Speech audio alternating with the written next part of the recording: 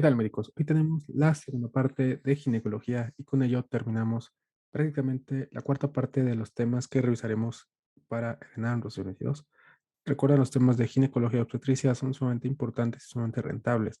Entonces, el nuevo recordatorio de que estas patologías hay que estudiarlas una y otra vez para asegurarnos tener un 25% de puntos en el ENAM. Entonces, vamos a comenzar con el cáncer de mama. El cáncer de mama se define por guía clínica, con la proliferación acelerada e incontrolada de células del epitelio glandular. Recordemos que son células que aumentan normalmente su capacidad reproductiva y pueden diseminarse a través de la sangre o vasos linfáticos, así como llegar a otras partes del cuerpo, adherirse a tejidos y obviamente formar metástasis. Recordar las principales sitios de metástasis del cáncer de mama, que son el sistema nervioso central, hígado, pulmón y hueso. Factores de riesgo que nos menciona la guía. Menciona que de un 10 a un 15% de los pacientes presentará durante su vida un carcinoma invasor y el riesgo de aparición es de 0,5% por año de seguimiento, y cuando se vincula con carga genética de primer grado aumentará hasta el 1% por año. Los factores de riesgo más importantes son divididos en mayores y menores. Los mayores son los que generalmente nosotros valoramos en la consulta, son mutaciones genéticas, ya saben, BRCA1, BRCA2, HER2/neu, todas esas cosas, alteraciones del P53, historia familiar, radioterapia de tórax, ¿no? Que haya recibido la paciente a lo mejor por algún tumor en su infancia, lesiones histológicas precursoras, antecedente personal de cáncer de mama o densidad mamográfica aumentada. Y menores pueden ser edad, historia familiar, factores reproductivos, enfermedades mamarias benignas proliferativas, sobrepeso, terapia de reemplazo hormonal e incluso ingesta de alcohol. Y después la guía nos hace énfasis en que las portadoras de mutaciones de alta penetrancia en los genes BRCA1 y BRCA2 son factores de riesgo mayores, entonces hay que apuntarlo. Los receptores que nos hablan las guías nos van a hablar dependiendo de su presentación, si es una paciente de riesgo bajo, intermedio o alto. Riesgo bajo será aquella paciente que tenga ganglios negativos y todos los siguientes aspectos: que el tamaño sea menor de 2 centímetros, que sea grado 1 y o que tenga ausencia de invasión vascular peritumoral, así como receptores para estrógenos y o progesterona positivos. Es quizá el punto de confusión, que sea positivo, así como HER2/neu negativo, así como edad menor a 35 años. Riesgo intermedio será aquellas que tengan una alteración de todas las que acabamos de mencionar, o sea, que tenga ganglios negativos y al menos uno de los siguientes: que sea tamaño más de 2 centímetros, que sea grado 2 a 3, que tenga invasión vascular peritumoral, que tenga receptores para estrógenos y progesterona negativos, o HER2/neu positivo, o en su defecto que tengan ganglios positivos y todo lo demás pues que sea negativo, excepto los receptores que sean positivos. Riesgo alto será aquella que tenga dos alteraciones, o sea, que tenga ganglios positivos y que pueda tener receptores para estrógenos y progesterona negativos, o HER2/neu positivo, o en su defecto que tenga ganglios positivos en cuatro o más comprometidos. La clasificación por TNM va a ser dependiendo de su tamaño. Sin embargo, recordemos que no hay que aprendernos todo como tal, sino solo recordar los puntos de corte. Si vamos de T0 hasta tumor in situ por tumor de Payet, pues vamos a ver que nos quedamos como carcinoma in situ, incluyendo ductal in situ, lobular in situ y enfermedad de Payet in situ. El T1 se va a limitar solamente a tumores que midan menos de 2 centímetros, incluyendo obviamente T1MI, que es menor de 1 milímetro, T1A, que es mayor de 1 milímetro, pero menor de 5 milímetros, T1B, que es mayor de 5 milímetros, pero menor de 10 milímetros, y T1C, que es mayor de 10 milímetros, pero menor de 20 milímetros. Todos estos son T1 y son menores de 2 centímetros, nada más para recordarlo en caso de que se nos pregunten. Si el tumor mide más de 2 centímetros, pero menos de 5 centímetros, lo dejamos como un T2. Si el tumor mide más de 5 centímetros, es un T3. Y si el tumor mide independientemente de su tamaño, pero tiene lesiones agregadas, satélites o inflamatorios, ya es un estadio T4.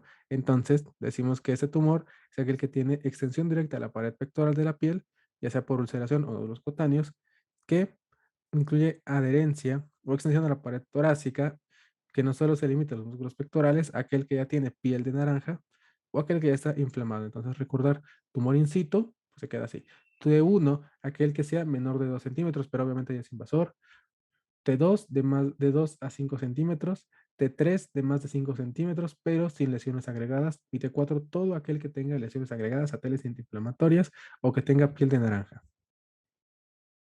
Lo más importante del cáncer de mama es el tamizaje, recordando que realmente eso es lo que nos van a preguntar en el ENARM. Todo lo demás puede ser preguntas de muy, muy alta dificultad y la verdad es que solo va a ser una, máximo dos. Lo que sí nos van a preguntar, sí o sí se los juro, va a ser cáncer de mama en el tamizaje. Y vemos que la mastografía sigue siendo la base del tamizaje de cáncer de mama. Entonces, primera cosa que tienes que recordar, el cáncer de mama se hace el tamizaje por mastografía. Y recordar que el ultrasonido es un complemento que te puede ayudar al cáncer de mama, aunque también es el que se recomienda en pacientes menores de 30 años. Pero de todas formas, el tamizaje inicial es con mastografía y si tienes duda o tu paciente es menor de 30 años, puedes utilizar el ultrasonido. Ahorita lo revisamos más a fondo. Aquí es donde hay que tener muchísima atención porque la indicación de la mastografía. Y es lo que te van a preguntar, ya sea directamente o que te pregunten de forma, pues en el caso clínico. Entonces, se recomienda realizar mastografía cada 2 años en mujeres de 50 a 69 años de edad, ya que ha demostrado reducción de mortalidad y es lo recomendado en numerosos países. Sin embargo, aquí ya viene bien las indicaciones de la mastografía. En mujeres asintomáticas de 40 a 49 años de edad con riesgo medio, o sea, recordar lo que teníamos, ¿no? Que tuviera HER2 positivo, que tuviera receptores estrógenos, que fuera negativo, que tuviera varios ganglios, todo eso es un riesgo medio porque tiene una alteración. Eso se les hace mastografía anual. Mujeres asintomáticas, independientemente de que tengan de 50 a los 74 años, se les realiza mastografía cada 1 a 2 años, aunque al final te voy diciendo la guía que tiene que ser cada año. Mujeres de 74 años de edad se realiza mastografía cada 1 a 2 años si tienen buena salud. ¿Por qué? Por la esperanza de vida. Mujeres con riesgo alto de cáncer de mama, que recuerden dos alteraciones, realizar anualmente a partir de los 30 años de edad, pero no antes de los 25 años de edad, si tiene certeza de la mutación BRCA1 o BRCA2, o aquellas que no se ha realizado la prueba, pero tienen familiares de primer grado afectadas, madre, hermanas o hijas en su defecto. También, mujeres con hermanas o madres con cáncer de mama premenopáusico, aquí es donde viene quizá la complicación, realizar anualmente a partir de los 30 años de edad, pero no antes de los 25 de edad o 10 años antes de la edad del diagnóstico familiar. O sea, aquí viene el problema, que si por ejemplo, a la paciente le sucedió el cáncer a la madre tuvo el antecedente de cáncer de mama a los 30 años, a la hija se le tendrá que hacer a partir de los 25. Si a la madre le dio a los 34, a partir de los 25 se le va a hacer a la hija. Si a la madre le dio a los 36, entonces se le hará a los 26 años, porque aquí viene no antes de los 25 años en caso de que sea menor de 35 o 10 años antes de la edad de diagnóstico, lo que resulte más tardío. ¿Por qué? Por la radiación, que pues también ya vimos que puede predisponer al cáncer de mama, ¿no? Entonces ahí es donde se te hace el punto de corte y tienes que apuntarlo realmente porque esa puede ser pregunta de la ENAM. Mujeres con antecedente de radiación de tórax recibida entre los 10 y 30 años de edad, el tumor, iniciarán 8 años después de la radioterapia, pero también nunca antes de los 25 años de edad. Punto de corte importante. Realizar mastografía anual desde la edad del diagnóstico en mujeres con neoplasia lobular con diagnóstico por biopsia, hiperplasia ductal atípica, carcinoma ductal in situ y cáncer de mama invasor o de ovarios. Y es recomendable realizar mastografía en mujeres a partir de los 40 años de edad. Entonces vean cómo la mastografía una y otra vez se repite a partir de los 40 años de edad. El cuadro clínico es muy característico, lo hemos escuchado mil veces porque hemos tenido muchas veces esas pláticas de cáncer de mama. Tumor palpable de consistencia dura, no dolorosa, con escaso desplazamiento y bordes irregulares. También ganglios de mayor consistencia, duro, no doloroso, persistente, que tiene forma conglomerados de crecimiento progresivo, acompañado de otras lesiones que te van a mencionar y tienen que hacer, tienes que prestar atención para que sepas que puede ser cáncer de mama. Edema en la piel o piel de naranja, retracción cutánea, alteración de la piel, úlcera o descamación del pezón, inversión del pezón y telorrea, ¿no? Ya sea secreción serosa, sanguinolenta o serosanguinolenta. Y datos sospechosos, que puede ser una masografía sospechosa excesiva de malignidad, que te habla de un BRAF5, que pues prácticamente ya te dijo que tiene cáncer, ¿no? El diagnóstico, se recomienda realizar examen clínico de la mama en mujeres mayores de 40 años de edad cada año. Otra vez se repite que la mastografía a partir de los 40 años. Sin embargo, aquí viene otro dato importante. Se sugiere que todas las mujeres mayores de 20 años de edad tienen que estar sujetas a un examen clínico de mama cada 1 a 3 años como parte del examen físico. A los 20 años, el médico ya tiene que hacerle una exploración mamaria a la mujer en busca temprana de cáncer de mama o para que al menos note, en caso de que el mismo médico le haga seguimiento, el momento en el que apareció la primera masa dolorosa para diferenciar entre mastopatía fibroquística o un probable cáncer de mama. Y la autoexploración también se recomienda a partir de la misma edad, a partir de los 20 años de edad, y es nuestra función como personal de salud enseñar la técnica adecuada de autoexploración mamaria. Se recomienda realizar en la persona con sospecha de cáncer de mama historia clínica y además solicitar mastografía bilateral y ultrasonido mamario para confirmar revisión patológica por biopsia de corte con Trucut. No se hace por BAF, es por Trucut. Determinación de receptores hormonales en caso de cáncer de mama ductal y consejo genético en pacientes de alto riesgo de cáncer de mama hereditario. Si se cuenta con el recurso, obviamente. El ultrasonido, las indicaciones. Vemos que es para investigación de normalidades palpables o cambios en la piel o hundimientos en caso de que no esté muy clara por tu tomografía, digo por tu mastografía. Investigación de descargas de lodo sanguinolento a través del pezón. Para dolor focal persistente que no sea cíclico y por tanto nos habla de que no es mastalgia. Seguimiento de anomalías encontradas en la mastografía. Como estudio inicial en la evaluación de normalidades clínicas en mujeres menores de 30 años de edad como ultrasonido después de la resonancia, como evaluación de problemas asociados a implantes, para braquiterapia, para tamizaje de alto riesgo en quienes no se pueden realizar resonancia magnética, para procedimiento intervencionista, como puede ser la toma de biopsia por Trucut, valoración de ganglios axilares y seguimiento de lesiones probablemente benignas por BIRATS-2, que puede ser fibroadenomas o quistes complicados. Ahora, en cuanto al BIRATS, que es lo que sí o sí nos van a preguntar en ese examen, hay que memorizarlo de arriba a abajo. ¿Ok? Pues porque aquí vienen las preguntas que se hicieron por lo menos en el ENARM anterior y que siempre han salido. Entonces, BIRATS 0 es aquel que es incompleto y que no es valorable. Se necesita evaluación adicional de imagen y o mastografías previas para comparar. O sea, no sirvió. ¿Por qué? Pues porque la paciente tenía mucha densidad mamaria y no se pudo observar adecuadamente nada, porque la persona que lo hizo no lo pudo interpretar bien o por mil razones. El chiste es que no tienen ninguna relevancia y tienes que hacer otra para realmente confirmar lo que observaste o no. Entonces, se tiene que repetir este estudio. En caso de que tú tengas un BIRATS 1, se clasifica como negativo, y la indicación es hacer una mastografía de rutina al año. Este tiene una probabilidad nula de malignidad, 0%. Hay que aprenderse que cada BIRATS representa y qué posibilidad de malignidad se tiene en ese nivel de BIRATS. El BIRATS 2 se considera benigno, aquel en el que tenemos lesiones por fibrosis, todas esas cosas, ¿no? Que van apareciendo con la edad. Se dice que es benigno y también tiene cero posibilidad de malignidad. Entonces también se recomienda hacer una mastografía al año. Esta es como vemos, la única indicación es hacer un tamizaje. El 3 es aquel que es probablemente benigno. En este se tiene que realizar una intervención temprana a los 6 meses con una nueva mastografía o con un ultrasonido para confirmar. ¿Por qué? Pues porque aquí tienes lesiones un poquito menos claras, o sea, que estás casi seguro que son benignas, pero te queda la duda por ahí.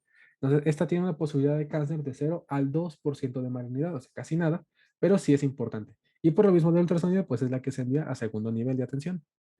Cuando tú tienes un BIRATS 4, se divide en baja sospecha, moderada sospecha y alta sospecha de malignidad. Y tienes que aprenderte cada uno. El 4 en sí va desde el 2 al 95%, pero a su vez se divide. El 4A es el que va del 2 a menos del 10% de posibilidad de ser maligno. El 4B es el que va del 10 al 50% de probabilidad de ser maligno. Y el 4C es el que va del 50 hasta el menos del 95% de probabilidad de ser maligno. Sin embargo, aquí sí o sí ya tienes que hacer un diagnóstico histológico. Entonces aquí ya le vas a hacer su biopsia a la paciente para asegurarte de que no sea un cáncer de mama. Entonces quizá aquí es donde más importancia tiene la mastografía porque te puede ayudar a detectar lesiones muy tempranas y puedes darle un buen pronóstico a tu paciente. De ahí la importancia de que nosotros reforcemos como tal ese tipo de situación. Y cuando tú tienes un BIRATS 5, pues es altamente sugestivo de malignidad. Este tiene un 95% de probabilidad de ser maligno. ¿Por qué? Pues porque tiene calcificación interior, porque está irregular, porque tiene muchas cosas, ¿no? Que te dicen que probablemente sea maligno. Este se envía a tercer nivel también a partir del 4C, los envías a tercer nivel para que lo vea ginecología y oncología quirúrgica y entre todos pues decidan cuál va a ser el tratamiento, la mejor opción para la paciente en caso de que salga maligno. Si es benigno, pues ya la regresa, la cosa refieren y ya no pasó nada. Entonces recuerden, 4C de 50 a 95% de ser maligno y 5 de 95% de ser maligno. El 6 pues ya es excisión, ya es comprobada por biopsia y se realizará excisión quirúrgica cuando lo permita. Esta tablita tienen que ponerla al lado de donde usted, de su cama, y repasarla diario porque se las van a preguntar. Tenemos varios algoritmos de acuerdo a la guía de práctica clínica. ¿Por qué? Pues porque el tratamiento puede ser un poco complicado si lo vemos de primera vez. Entonces solo se hace por etapas para recordar cómo se va haciendo. Lo primero que nos hablan es en cuanto al tamizaje de cáncer de mama. Paciente de menos de 40 años de edad, hay que valorar si tiene factores de riesgo genéticos. Si no los tiene, iniciar autoexploración mensual, exploración clínica anual por el médico. Si tiene factores de riesgo, enviamos al médico especialista para su vigilancia y control. Y ya sabemos, si tiene más de 30 años, mastografía. Si tiene menos de 30 años, pues entonces ultrasonido. Si tiene de 40 a 45 años de edad, mastografía, aquí nos viene un poquito más claro cada 2 a 3 años. Paciente de 50 a 64 años de edad, mastografía cada 2 a 3 años, aunque recuerden que es cada uno, aquí se equivoca la GPC, y más de 35 años, dependiendo del estado de salud y esperanza de vida, se realizará cada año, cada 2 años. ¿Qué nos recomienda valorar el índice pronóstico de Naihus, perdón, en caso de que estemos en una etapa clínica cero? Hay que valorar aquí. Si estamos en una histología lobulillar, in situ, se hace biopsia excisional y seguimiento. Si es in situ y tiene componente ductal in situ, será tratamiento para histología ductal. Si es in situ y tiene un componente invasor, igual tratamiento de histología invasora. Si es ductal y in situ, vean acá, mastectomía. Si no, entonces lumpectomía de acuerdo al puntaje de Van Nayos. Si es de 4 a 6, no se le da radioterapia. Si es de 7 a 9, se le da radioterapia. Y si es de 10 a 12, se le da o se les brinda, se le da mastectomía. Y después tenemos que ver si tiene receptores estrógenos positivos. Si sí los tiene, se le va a dar tamoxifeno o inhibidores de aromatasa. Si no los tiene, se le va a dar hormonoterapia. El índice de Van Nayos no es necesario que se lo aprendan, solo recuerden que esto va a tener va a corroborar con lo mismo que viene aquí, de que es un Van Nayos de 4 a 6, es un riesgo de recaída local bajo y se le da cirugía conservadora y no se le da radioterapia. Si es de 7 a 9, es un riesgo medio y se le da cirugía conservadora más radioterapia. Y si es de 10 a 12, se le tiene que hacer mastectomía por alto riesgo de recaída local. Y estamos en un paciente que ya tiene etapa clínica 1, 2 a 3A, que como ven es T3N1, o sea, T3 quedamos que era hasta 5 centímetros, pero sin metástasis y como dice, sin lesiones satélite o agregadas, entonces hay que ver. Cirugía conservadora con o sin patrón oncoplástico y se puede hacer ganglio centinela o disección radical de axila en caso de que sea positivo, ¿no? Y, o si no, mastectomía radical modificada con o sin reconstrucción inmediata. Y dependiendo de los receptores, se le puede dar quimioterapia con anti-HER2, se le puede dar hormonoterapia dependiendo de sus receptores y se le puede dar radioterapia por el Van-Nayus otra vez. Estamos en una etapa clínica 3, ya tenemos cáncer inflamatorio, entonces hay que dar quimioterapia no adyuvante para empezar. Si tiene respuesta clínica, mastectomía radical modificada, radioterapia y si tiene estrógenos positivos, tamoxifeno o inhibidores de la aromatasa. Si no tiene respuesta, entonces se le da radioterapia. Y hay que ver si no tiene respuesta clínica, pues se acabó y quimioterapia paliativa. Si sí tiene respuesta, entonces mastectomía radical modificada también. Y dependiendo si tiene o no receptores positivos, se le dará tamoxifeno o inhibidores de la aromatasa. Y finalmente, si estamos en un estadio 4, entonces ya tenemos metástasis y aparte tenemos que ver, ¿no? Quimioterapia operativa u hormonoterapia con o sin antiger, dependiendo si es positivo. Si tiene respuesta clínica en metástasis y tumor primario, entonces hay que ver si es candidata a mastectomía. Si lo es, mastectomía radical modificada, radioterapia y hormonoterapia. Si no es candidata a mastectomía, pues entonces radioterapia. Si no tiene respuesta clínica en metástasis y tumor primario, entonces se le da quimioterapia de segunda línea y tratamiento individualizado dependiendo de las características de la paciente. Obviamente no te van a preguntar en ENAR qué incluye cada una de esas, cuál es la dosis de cada medicamento. Solo tienes que saber prácticamente que si tiene respuesta clínica, le haces mastectomía. Si no tiene respuesta clínica, pues entonces le das quimioterapia paliativa. Eso es lo que más que nada tienes que saber para tu ENAR de cáncer de mama. Ahora, cáncer cervicuterino. De acuerdo al GPC, de tumor maligno originado por pérdida de control del crecimiento de las células del endocervix y el exocervix, que puede invadir estructuras adyacentes. Vemos que la segunda causa de mortalidad por neoplasia maligna, la primera era cáncer de mama, el rango va de 25 a los 65 años y, muy importante, la tasa de curación de acuerdo a cada estadio. Si estamos en un estadio 1A1, es del 99%. Si estamos en el estadio 1A, 2A, 1B1, es un trabalenguas, es del 85%. Y si estamos en el estadio 2B al 4, ya la tasa baja hasta menos del 60%, dependiendo obviamente el estadio en el que nos encontremos. Recordar que casi todos son epidermoides en un 90% y el 10% serán adenocarcinomas. Los factores de riesgo relacionados con el cáncer van a ser inicio de vida sexual antes de los 18 años. Es muy importante. No tiene que ver tanto con que mientras más joven tengas mayor cantidad de parejas sexuales en tu vida. O sea, no va por ahí, sino que se cree que en la etapa de transición y de maduración del cervix antes de los 18 años todavía hay varias células metaplásicas en donde si una célula, más bien, si un virus del papiloma humano o los virus o el virus del papiloma humano llega a esta zona, antes de que se complete su maduración, son más probables a que hagan metaplasia y atipias. Entonces, de ahí que es más probable que en un futuro la paciente desarrolle cáncer cervicuterino. También múltiples parejas sexuales, eso sí, infección por virus del papiloma humano, tabaquismo, que pues prácticamente te predispone a cualquier tipo de cáncer, infecciones de transmisión sexual, porque esto genera irritación y más posibilidad de que ingrese por ahí el virus del papiloma humano, pareja sexual masculina infectada por virus del papiloma humano, obviamente, tener una pareja que ha tenido múltiples parejas sexuales, mujeres menores de 30 años sin antecedente de control citológico, y eso nos hace énfasis en el tamizaje, deficiencia de ácido fólico, así como inmunocompromiso. Recordar que el virus del papiloma humano 16, 18 y 30 se va a asociar con cáncer cérvico uterino, mientras que los 6 y 11 se van a asociar a verrugas. Entonces, si nosotros vemos la historia natural de la enfermedad del virus del papiloma humano, lo ubicamos acá, tener que la paciente tiene inicio de su actividad sexual o tiene 21 años, independientemente.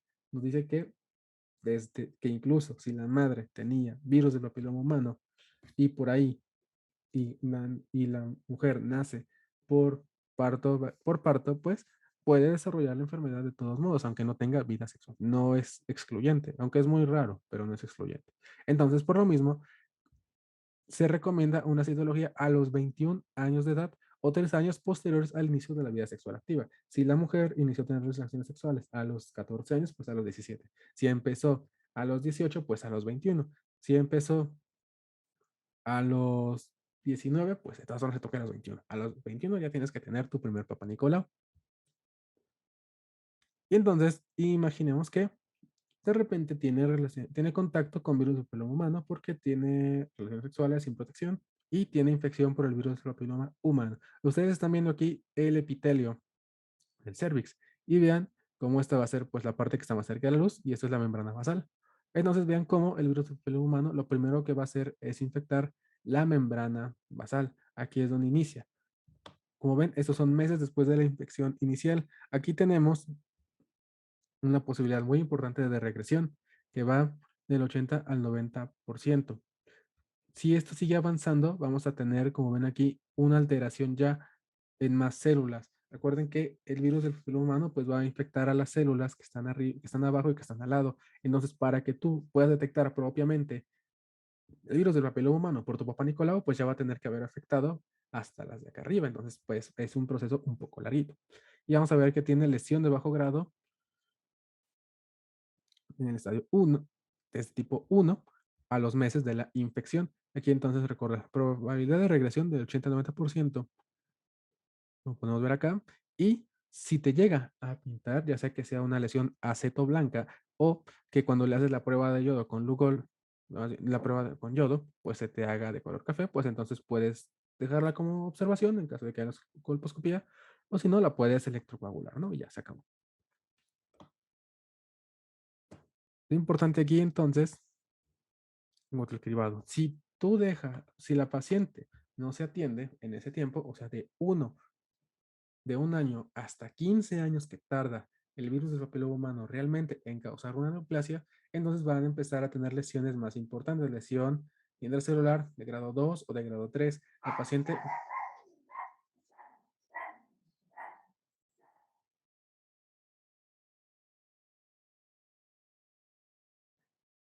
un poquito por ahí, la paciente va a desarrollar leucorrea, dispareunia, sangrado postcoital.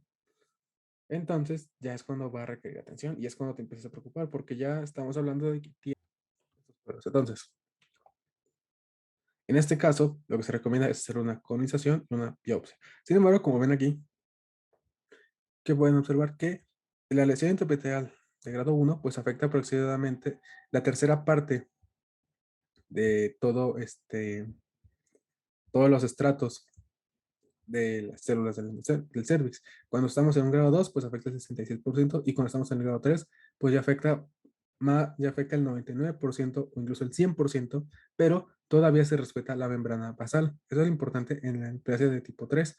Finalmente, si esto progresa a las décadas, como les comentaba, al menos 20 años tiene que pasar para que desde una lesión inicial la paciente desarrolle el carcinoma invasor, pues entonces es cuando ya llegamos al cáncer y la lesión es más difícil de tratar.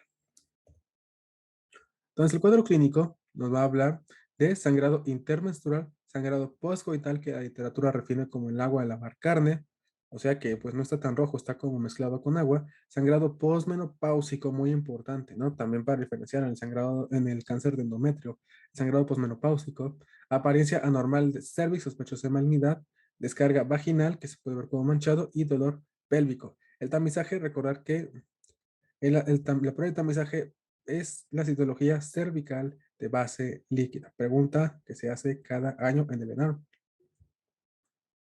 Sin embargo, la citología cervical convencional sigue siendo el método de dirección de tamizaje por su menor costo. Entonces, si les viene cervical de base líquida, es esa. Si no les viene, entonces solamente citología cervical convencional o citología cervical sin más. Entonces, la edad óptima para iniciar el tamizaje es desconocida. Sin embargo, se sugiere realizar el tamizaje dentro de los 3 años después de la primera relación sexual o hasta los 21 años, cualquiera que ocurra primero. La citología cervical se realizará anualmente hasta que se acumulen 3 pruebas negativas técnicamente satisfactorias y posteriormente se recomienda cada 2 a 3 años. Entonces también te puede venir el caso clínico. Paciente femenino, 27 años, que acude a su prueba de Papá Nicolau o de citología cervical. Ya tiene 2 pruebas negativas y esta tercera será negativa. ¿Cuándo le tocaría hacer su siguiente Papá Nicolau? Ya tienes que buscar la opción que diga 2 años o 3 años. La citología cervical ya no está indicada en mujeres de 70 años. Pregunta de Lenar, ¿en qué momento dejas de hacer la citología? A los 70 años. ¿Por qué? Pues porque si tarda 20 años en desarrollar la enfermedad, bueno, pues entonces quiere decir que en todo caso le daría cáncer cervicuterino a los 90 años, en caso de que el día de mañana se infectara. Entonces, por eso ya no se hace. También tiene que cumplir con antecedente de tamizaje regular en un periodo de 10 años y con los 3 últimos reportes negativos o quienes no tienen un riesgo incrementado de padecer cáncer cervicuterino, o sea, no tienen ninguno de los factores de riesgo que mencionamos anteriormente. Aquí tenemos una pequeña tablita que nos habla también de la equivalencia de la equivalencia de las alteraciones que se ven en el cáncer cervicuterino. Tenemos el ASCUS, como tal no tiene equivalencia. El NIC1, que se puede clasificar como displasia leve, o lesión de bajo grado. El NIC2, que es displasia moderada. Y el NIC3, que es displasia grave y también incluye carcinoma in situ en el sistema de Bethesda, que sería el alto grado. Ya después sigue el carcinoma invasor, propiamente. La colposcopía, pues recordar cervix normal, que tenemos acá. Después tenemos donde se puede ver en esta imagen de acá, cambios menores, compatibles con lesión de bajo grado, neoplasia interpitariana cervical, que sería un NIC1. Aquí cambios mayores compatibles con lesión de alto grado, una plasia interpitariana cervical o NIC, que puede ser 2 a 3, dependiendo ya de lo que nos haga la colonización o la biopsia. Y finalmente, un carcinoma invasor del cuello uterino. Recordar entonces, lo primero que es la prueba con ácido acético, ácido aceto blanca, pues le hace la prueba con Lugol y se va a pintar como de color café, ¿no? Esto por el depósito de colágeno, que es el que se pinta, y pues ahí es donde tú vas a hacer tu biopsia para confirmar que tienes una lesión intraepitelial. Tenemos un pequeño algoritmo que viene en el manual. Paciente, aquí lo marca por alguna razón de 25 años, porque ese es el de España, pero ya vimos que en México es 21 años, con relaciones sexuales. Hacemos la primera citología, nos sale negativa. O tiene entre los 25 y 30 años y sale citología cada 3 años porque nos salieron 3 negativos. Listo. Entre los 30 y los 65 años, también se recomienda test virus de papiloma humano más citología para buscar específicamente si es 6, 11, 18, 16, 16, 18, 30, y todos esos, ¿no? Aquí nos marca que si ambos salen negativos, es de cada 5 años. Si nos sale si nos sale citología negativa, pero virus del papiloma humano positivo, Entonces hay que realizar un tipado para saber exactamente qué tipo de virus papiloma humano tiene. Si son de alto riesgo, colposcopía, buscando lesiones intraepiteliales. Si son otros, pues citología anual. Y si tienen los dos positivos, pues obviamente colposcopía, ¿no? Tan, tan. Ahora, recordar que también tenemos una clasificación por la FIGO en cuanto al TNM. Y recordar quizá el límite quirúrgico que puede ser importante. A partir del estadio T, a partir de la T2, que es cuando el tumor se extiende más allá del útero, pero no las paredes laterales, más bien, cuando tenemos una lesión clínicamente visible en cervix más de 4 centímetros, ese es el límite quirúrgico.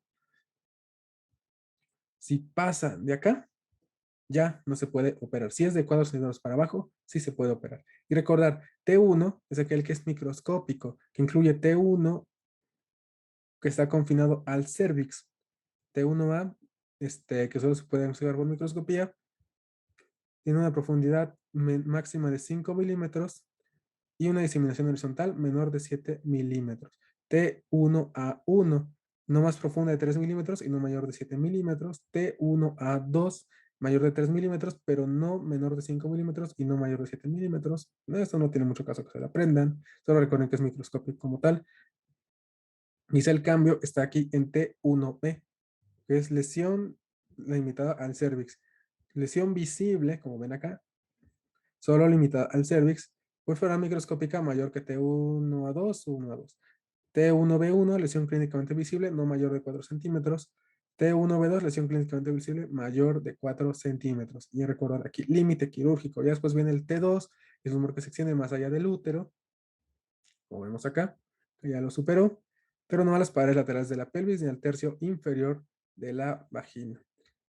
T2A, compromiso vaginal sin compromiso parametrial, como vemos aquí, ¿no? T2B, tumor con compromiso de parametrios. T3, tumor que se extiende a las paredes laterales de la pelvis y este incluso puede causar hidronefrosis o se extiende hacia el tercio inferior de la vagina. Entonces, T3A, compromiso del tercio inferior de la vagina, pero sin extensión a la pared pélvica. Y T3B, que puede causar como tal hidronefrosis o que ya puede hacer daño directamente al riñón. T4, tumor que invade la mucosa de la vagina o del recto y se extiende más allá de la pelvis verdadera. Y finalmente M1, pues que hizo metástasis a distancia, ¿no? Tan, tan. En cuanto a la vacunación, recordé que hay dos vacunas contra el virus del pelo humano, se llegaron a preguntar. Una, el tetravalente, que es la el HPV4 Gardasil, para prevención de cáncer cervicuterino en mujeres y verrugas genitales en mujeres y varones. ¿Por qué? Pues porque se protege contra los serotipos 6, 11, 16 y 18. Y recordar que la dosis se administra en 3 dosis. La dosis 0 es cuando inicias, luego se tiene que aplicar a los 2 y a los 6 meses. Recordad que en México a las mujeres se les aplica a los 11 años o en quinto año de primaria, ¿no? Entonces la primera.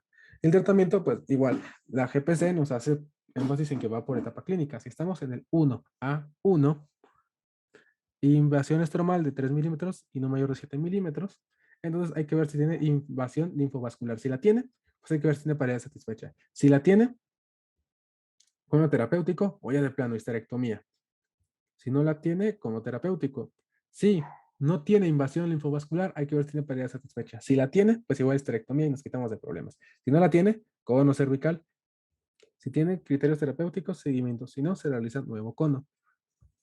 Y estamos en una etapa clínica, 1 a 2, hay que ver si tiene pared satisfecha. Si la tiene, pues igual histerectomía. O si no, se le ofrece radioterapia más verquiterapia. Si no tiene pared satisfecha, pues entonces cono terapéutico y traquelectomía pélvica bilateral. Si estamos en una etapa clínica 1B1, hay que ver el tamaño tumoral. Si es más de 2 centímetros, entonces hay que ver si tiene contraindicación quirúrgica. Si la tiene, radiación externa y verquiterapia. Si no la tiene, histerectomía. Si es menor de 2 centímetros, entonces hay que ver si tiene pared satisfecha.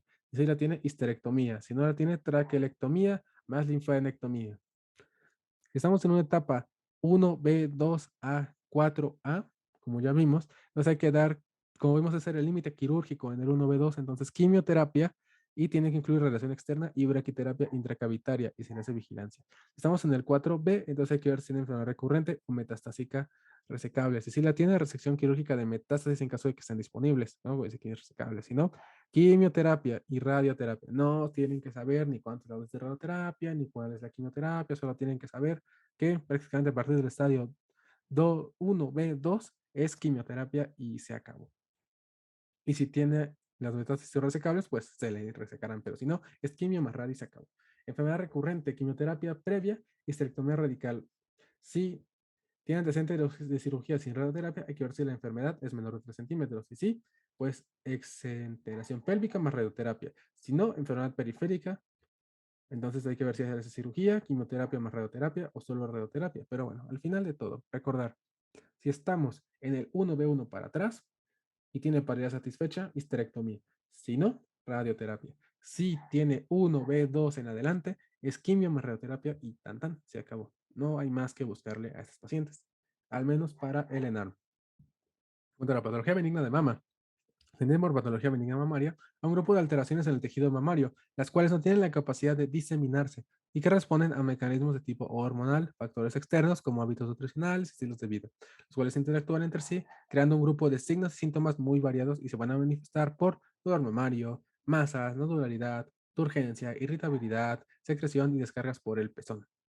Vemos que la recomendable para el inicio de examen médico mamario rutinario, la GBC viejita, vean, por eso ponemos siempre aquí las R's para que ustedes me identifiquen. Si algunas realizaron una GPC, que estas las que tienen estos colores como más brillantes son las viejitas y los que tienen los más oscuros, pues son como más nuevas, ¿no? Antes se decía a los 19 años, pero ya vimos que por la GPC de cáncer de mama es a los 20.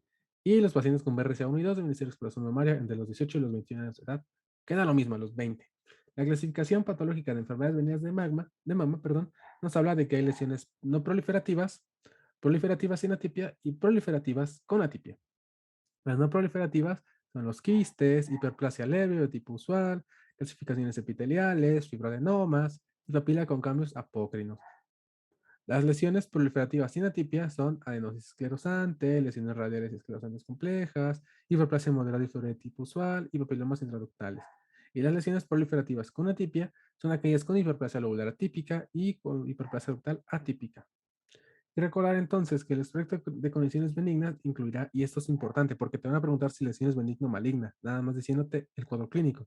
Los tumores benignos, sólidos o quísticos, dolor o hipersensibilidad mamaria, que se define como mastalgia, papiloma intraductal y procesos inflamatorios, ya sea mastitis o necrosis grasa posterior a traumatismo en la mama.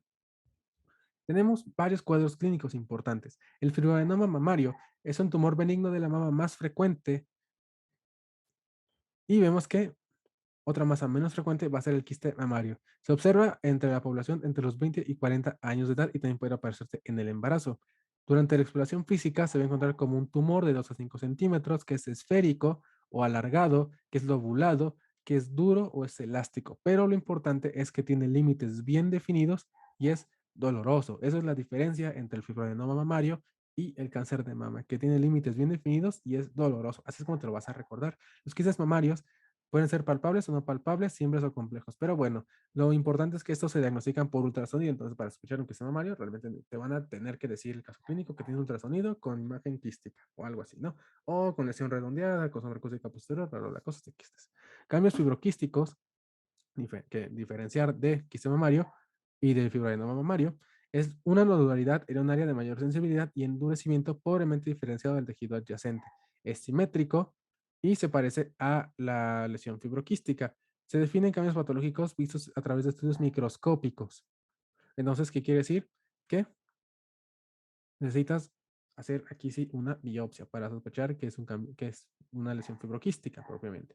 La mastalgia es el dolor de mama sin patología mamaria adyacente. El predominio en los cuadrantes superiores externos, muy importante, pudiendo estar asociado a sensibilidad y modularidad. La clasificación cíclica de Cardiff está compuesta por tres tipos, que puede ser cíclica, no cíclica y dolor torácico. Vemos que la cíclica afecta por arriba el 40% de los pacientes antes de la menopausia, usualmente después de los 30 años de edad. En un porcentaje importante de estas, el dolor es severo y te puede afectar tus actividades diarias. Y después tenemos la descarga del pezón, que es la salida de material líquido en uno o más conductos. Puede ser fisiológica, patológica o por una galactorrea, ya sea persistente, no lactógena.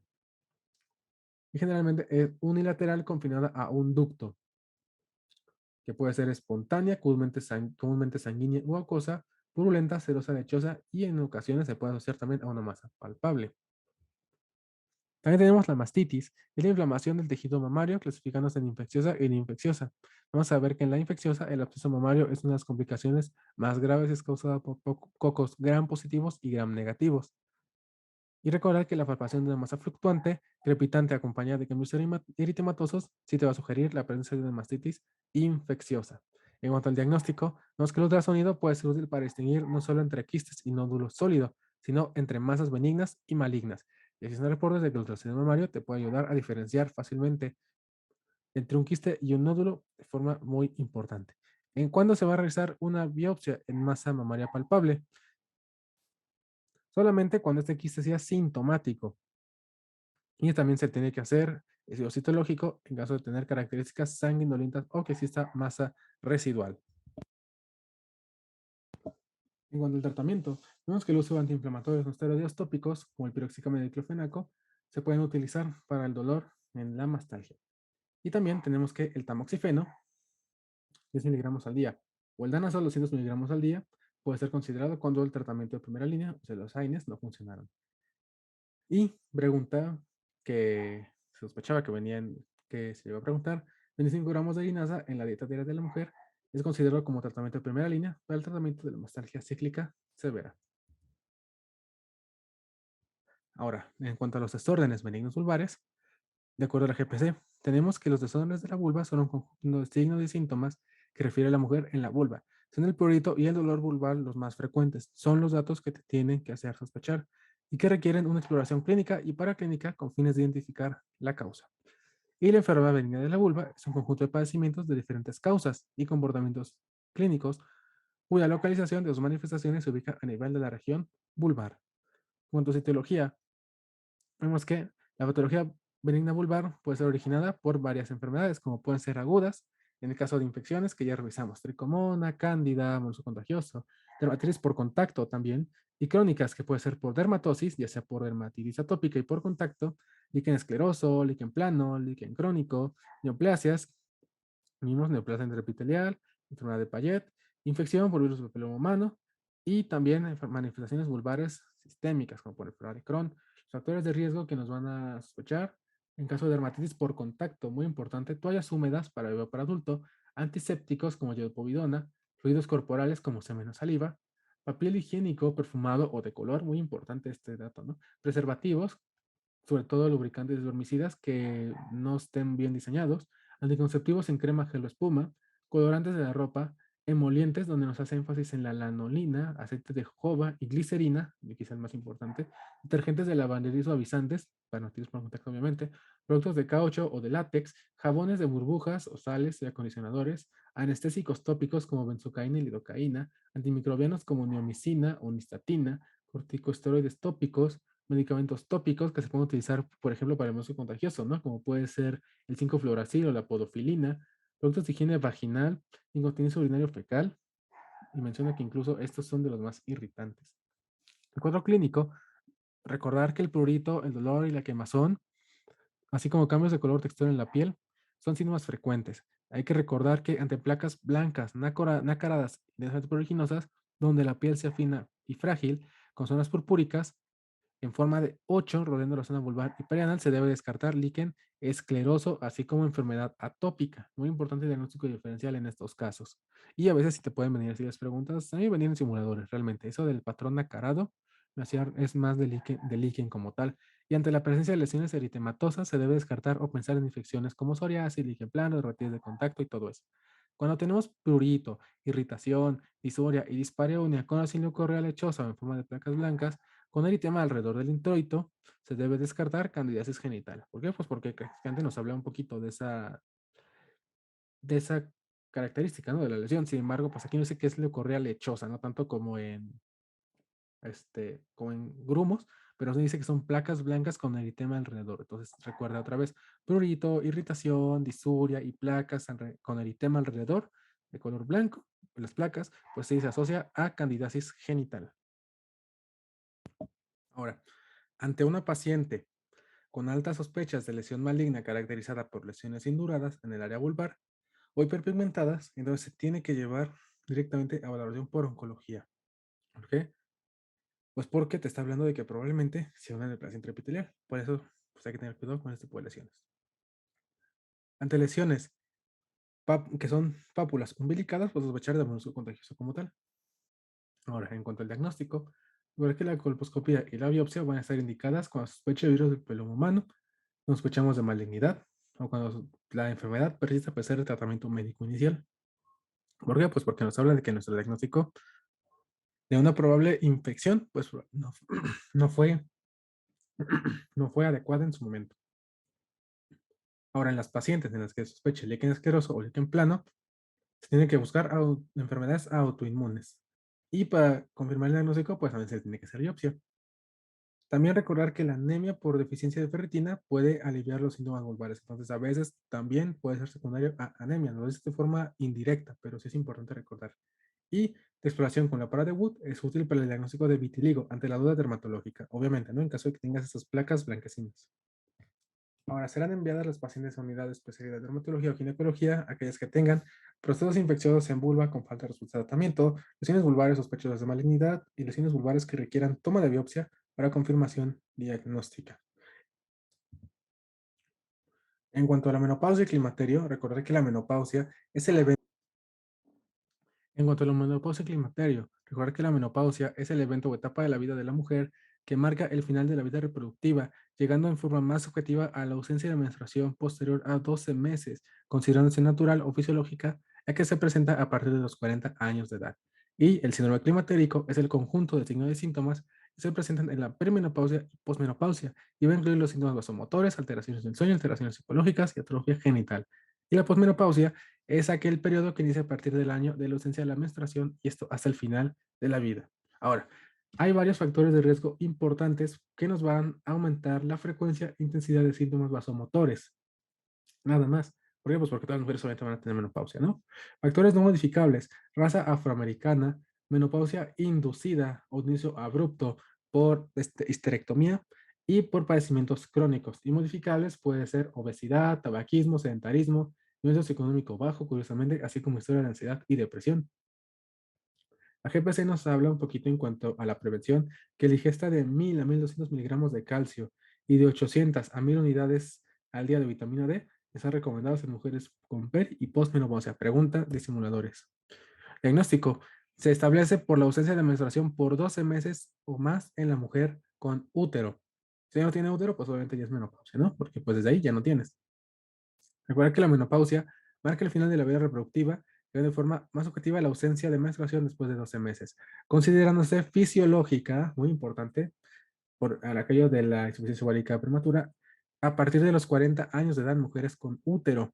El cuadro clínico incluye trastornos menstruales, síntomas vasomotores como bochornos o sudoraciones, manifestaciones genitourinarias, ¿no? Como dispareunia, sobre todo por la falta de lubricación y la falta de estrógenos a nivel de la zona, así como trastornos psicológicos, como cambios en el estado de ánimo, ansiedad, depresión, alteraciones del patrón del sueño. Y recordar que es compatible con transición a la menopausia, niveles de FSH por encima de 25 unidades sobre litro.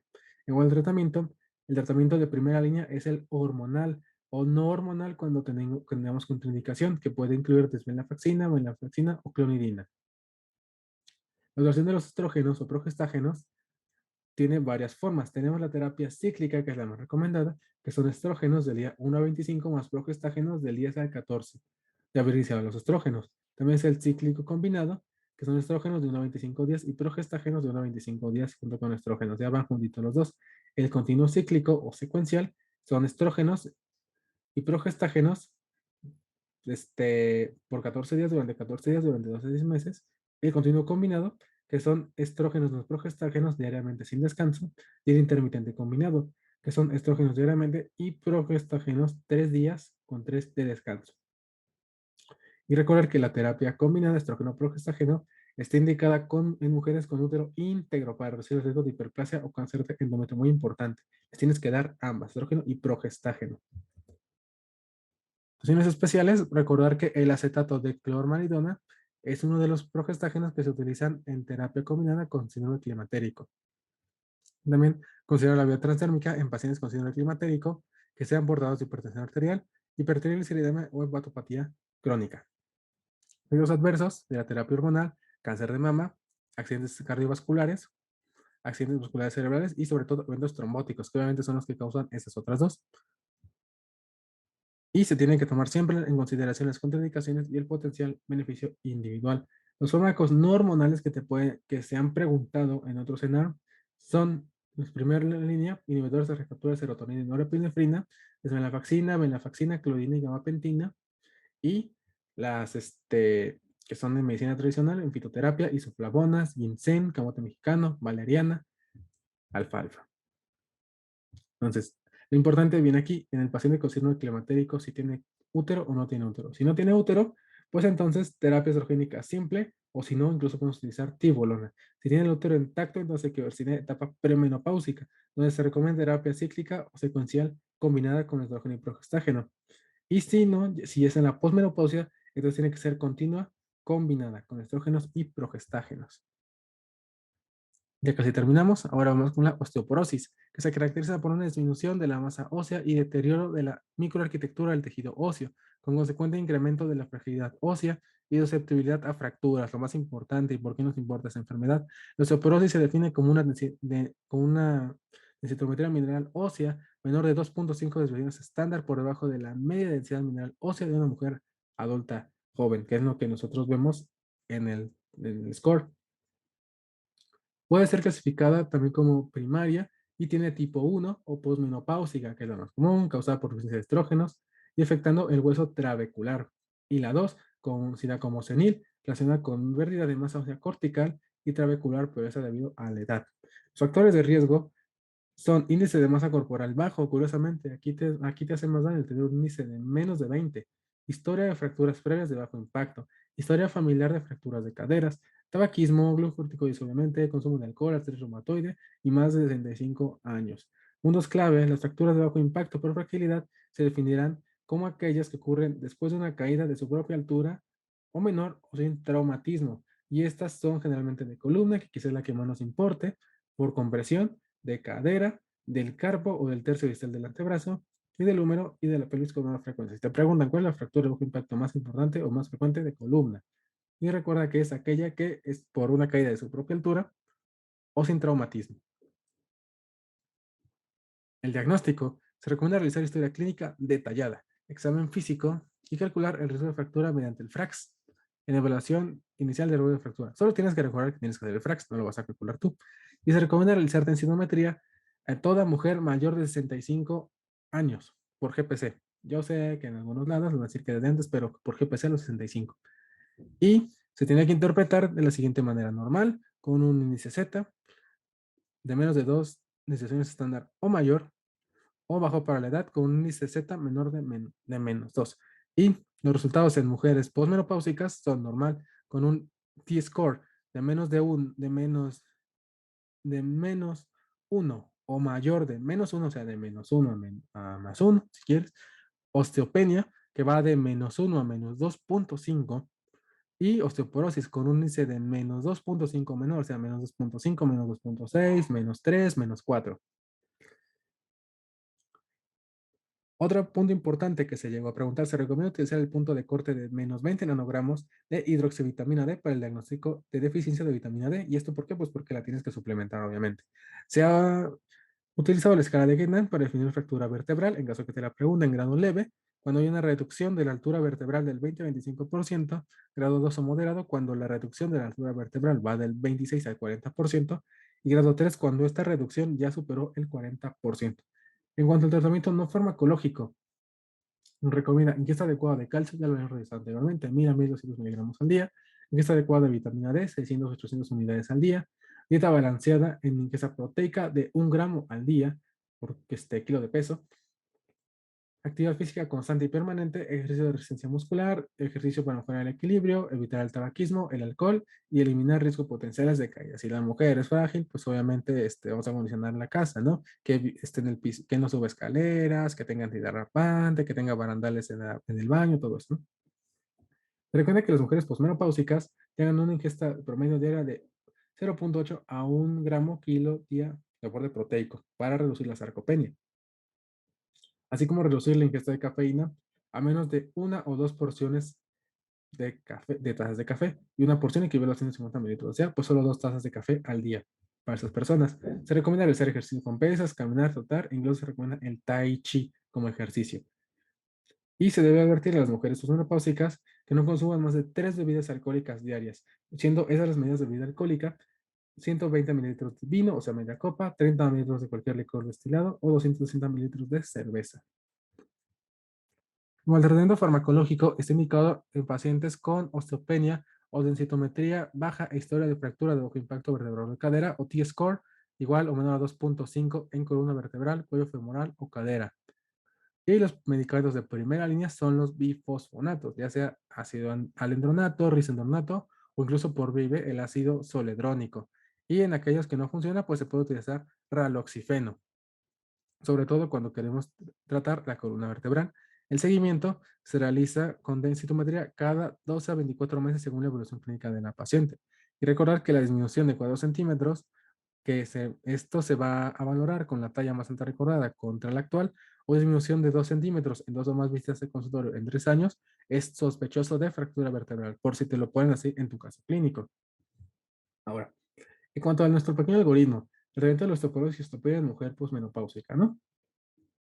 Vamos a dar un tratamiento no farmacológico preventivo con ejercicio de resistencia, ejercicio de equilibrio y el calcio, vitamina D y proteína. Vemos si tenemos osteoporosis. Si tenemos osteoporosis, tratamiento farmacológico inicial con bifosfonato oral, alendronato o irrisendronato. Si tiene riesgo alto de fractura, entonces vamos a dar bifosfonato intravenoso, ácido zoledrónico, cada 3 a 6 años. Si no, los bifosfonatos, que de preferencia se dan de forma semanal porque pues causan muchísimo malestar intestinal.